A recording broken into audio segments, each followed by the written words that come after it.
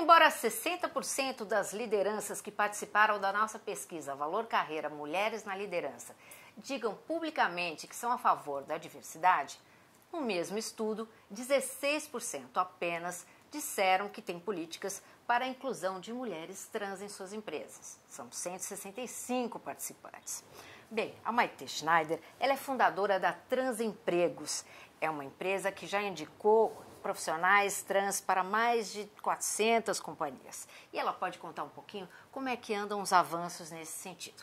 Tudo bem, Maite? Tudo bem, Estela. Tudo bom. Então, existe uma questão importante, né, assim, que uma é a empresa estar aberta para contratar, mas a outra é como incluir depois, né? O que precisa mudar na empresa para que ela, de fato, né, seja assim mais inclusiva quando ela realmente contratou um profissional trans? Eu acho que o primeiro passo é bem esse que você falou, né? Você foi bem pontual. Tem muitas empresas achando que diversidade é simplesmente você buscar consultorias ou buscar projetos ou ir atrás dessas pessoas e colocar dentro da empresa, né? Quando você não tem uma cultura organizacional preparada, verdadeiramente inclusiva, quando você faz essa ingestão de pessoas da diversidade sem ter isso pronto, naturalmente você ou mata essa diversidade ou a diversidade pede para sair naturalmente. Ao contrário, é um trabalho um pouco mais lento e gradativo.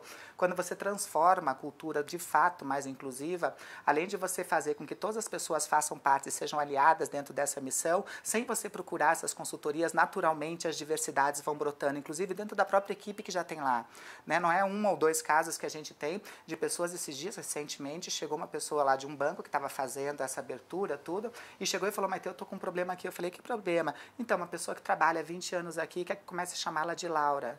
O que eu faço? Eu falei, imagina, a pessoa ficou 20 anos trabalhando, não sendo ela, agora que vocês começaram só a fazer palestras aí dentro, ela se sentiu confortável. Antes ela tinha medo de perder o emprego e não dava a sua real identidade. Imagine o quanto ela doou para a sua empresa, ela doou muito mais do que só trabalho. Ela doou parte da sua vida, anulando a pessoa que ela era. Então está acontecendo muito disso, sabe? Quando a empresa está aberta, as pessoas estão sendo mais elas, sem medo de plano de carreira que não vão conseguir, que isso atrapalhe os planos de carreira, sem medo de perder empregos. Então, quer dizer, está acontecendo isso naturalmente, né? Tem muita empresa, inclusive, que está aceitando essa mudança do nome social, né? Todas hoje, né? Todas. Hoje você já disso, consegue. né? Nossa, imagina, né? Você ser tratada pela maneira que você se percebe, pela maneira que você é. E é incrível que tem várias empresas que a gente trabalha que perguntam, né? Ah, então vocês podem fazer isso para trans? Então, se eu, uma pessoa cisgênera, né? Para quem não sabe, pessoas cisgêneras são aquelas pessoas que não são transgêneras, né? Normalmente é quem pergunta. A pessoa que não sabe que é cisgênero é porque é cisgênero, né? Então já fica a dica para quem está assistindo a gente. Mas são aquelas pessoas que estão em harmonia dentro desse paradoxo que é colocado, dessa dicotomia macho e fêmea, né? Então, quem está ok com isso são pessoas cisgêneras. Então, tem pessoas cisgêneras que vão procurar os RHs das empresas falando não se sentirem confortáveis com os seus nomes de batismo.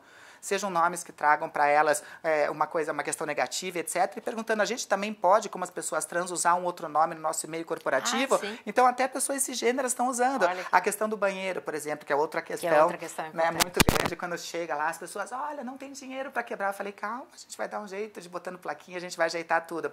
Tem lugares que a gente faz, por exemplo, várias empresas que estão fábricas e tudo, que tem locais para tomar banho, e eles perguntam, mas lá no banheiro, por exemplo, não tem baias, por exemplo, como é que é a questão da pessoa trans dentro desses banheiros? Eu falei, primeiro que vocês já estão errados.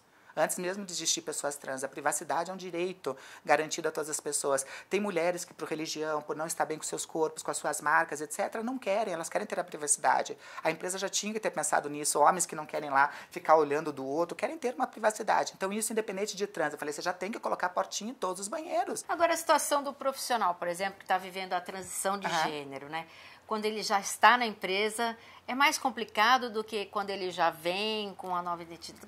Como é mais difícil para a pessoa, assim? É mais difícil para a pessoa que está lá dentro, porque ela já criou dentro uma série de que nem nesse caso que você contou, né? Para a pessoa é mais difícil, ao mesmo tempo que é libertador, porque ela vai poder ser ela, e logicamente uma pessoa que é ela vai poder produzir muito mais, né? E essa que é o momento atual das empresas, né? As empresas que a gente chama de Great Place to Work, as empresas são as empresas mais humanas, as empresas que pensam realmente em estabelecer lugares laborais onde a pessoa tenha mais segurança psicológica. Ter segurança psicológica faz com que o ambiente a pessoa possa ser ela e potencializar o seu melhor. Agora, pensando nessa política de inclusão, de aumentar o número de contratações, você acha que se a gente existisse uma política de cotas para profissionais trans, você seria favorável ou não? Aqui a gente já estava discutindo, teve reuniões aqui junto com o deputado Carlos Gianazzi, de discutir uma porcentagem, principalmente nas empresas públicas, né, que tem essa vinculação, que recebem verbas do Estado, tudo, de que tivesse uma cota obrigatória para as pessoas trans, se houvesse pessoas trans para ocupar, se não tivesse, podia abrir, né. Eu acho toda a política de inclusão muito positiva, né? Eu não gosto muito da palavra cota, eu penso como ações afirmativas para a gente fazer a inserção dessas pessoas, né? A gente está conseguindo fazer sem essas cotas, sem essas ações afirmativas, mas com empresas pensando realmente de maneira afirmativa, tipo, olha, nós não temos trans e queremos pessoas trans aqui dentro. Até porque a gente quer os melhores perto da gente. E se tem pessoas trans que são boas nessa função, eu quero elas do meu lado. Né? Assim como quero de etnias diferentes, pessoas migrantes, refugiadas, pessoas com deficiência, eu quero essas pessoas perto de mim, porque eu quero os melhores talentos. Imagine o CEO de uma empresa, por exemplo, né, que nunca pensou em diversidade mínima, nem que seja de acessibilidade. Ele sai de uma empresa, por exemplo, super ocupado, atende o telefone dele, sofre um acidente e vai para uma cadeira de rodas, ele perde a movimentação das pernas. Se ele é um CEO que nunca pensou em acessibilidade, ele não pode nem voltar para a própria empresa dele, porque ele nunca pensou em diversidade. É por isso que eu falo que os privilégios são muito frágeis. E quanto mais privilégio as pessoas tenham, mais responsabilidade elas deveriam ter no momento de fazer essa mudança acontecer, né? A mudança só é real quando é feita para a maioria. E a maioria no nosso país é feita de mulheres e de pessoas pretas. A revolução tem que ser feminina e preta, pensada nessa maioria. É isso aí. Obrigada, Maitê. Imagina, um prazer.